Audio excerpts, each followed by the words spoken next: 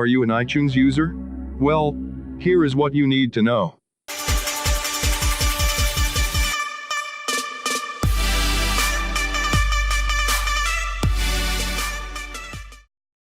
First launched in 2001, Apple's iTunes is surely one of the most widely used pieces of software ever made, and one of the most divisive too.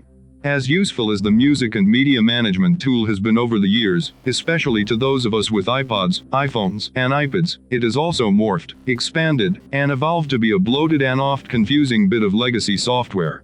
That's about to change, however. At WWDC 2019, Apple announced that it will soon shut down iTunes on Mac, replacing it instead with separate new Apple Music, Apple TV, and Apple Podcasts apps that will allow the company to better focus on each type of media. But what about all of the music you've accumulated, and playlists you've artfully devised? What about people who still want to buy digital songs, rather than pay a monthly subscription fee? And perhaps most importantly, what about Windows PC users? Apple has put out a short FAQ to help, giving us answers to all of those questions now. Here's everything you need to know. As usual, Apple used WWDC to unveil the next big macOS update, macOS Catalina, and the event was preceded by stark headlines portending the inevitable death of iTunes. And they were right, to some extent. It's true. On Macs, iTunes is indeed going away as a piece of software. The long-awaited iTunes shutdown is finally happening. As mentioned above, Apple will roll out separate music, TV, and podcasts apps that are specifically built to highlight and manage each type of media. Apple Music, the company's all-you-can-listen subscription service, has become a significant driver of revenue in recent years, as people turn away from buying individual albums and tracks. The iTunes Store surely still has some ardent users who want to own their music, but those numbers are significantly dwindling. The melding of classic iTunes and Apple Music has never been the most harmonious pairing, so this refocusing makes sense. Likewise, as digital video has become a much larger part of the entertainment ecosystem, it's helped make iTunes a bloated, awkward-to-navigate affair. With Apple launching its own Apple TV Plus streaming service this year with original TV shows and movies, trying to cram that into the existing iTunes experience could have been a mess. Instead, Apple is releasing a dedicated TV app with macOS Catalina. And as podcasts continue to grow in popularity, it didn't make sense to keep trying to include that as a listening pillar alongside Apple Music and the iTunes Store within a single app. The Podcasts app will get its own dedicated experience for fans to use on their Macs. But how all this will happen? Essentially, iTunes is splitting up its responsibilities amongst 3 children apps, and they'll continue on its legacy in a hopefully easier-to-use fashion. And Apple, the It Just Works company, seems intent on making sure that this transition causes no undue burden on Mac users, as they get used to shifting to new kinds of media apps. Apple has published a support document that answers many of the lingering questions from the WWDC reveal, including what each app will do, and how your existing iTunes content will be handled by those new apps. Unsurprisingly, just about everything should happen automatically. Music that you have imported into iTunes or purchased from the store will automatically be available via the Apple Music app.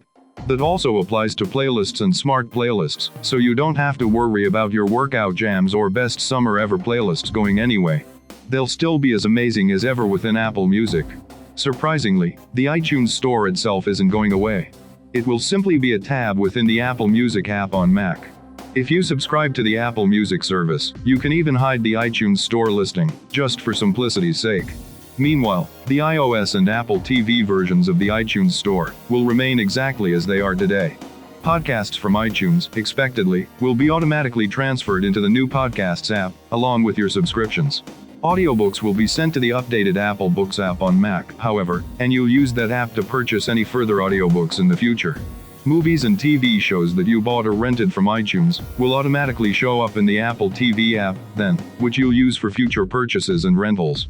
And when the new Apple TV subscription service is live, it'll coexist in there with your purchases, just like Apple Music will with iTunes Store purchases.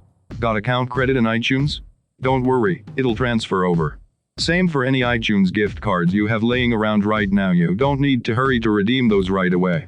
You can still use them with the new apps in the App Store. Lastly, iPhone, iPad, and iPad backups, syncing, and restoration will be done via Finder on Mac. That's just about everything then, right? And what about iTunes on Windows PCs?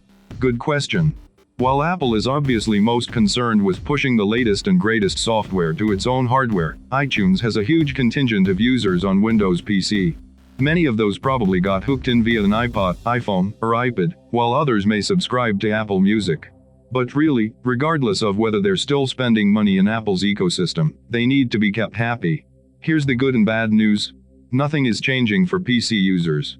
That's good news because the existing iTunes will stay exactly how it is, which means there's no need to get used to new software, and no reason to worry that the transition will go less smoothly than Apple intends. The bad news, of course, comes from all of those little complaints that we referenced above. While iTunes is functional enough these days, it has become big and messy over the years. Cramming the new Apple TV subscription service into there is surely doable, much as Apple did with Apple Music, but it's not going to make iTunes seem any cleaner or easier to navigate. But that's the reality of the situation for now, at least.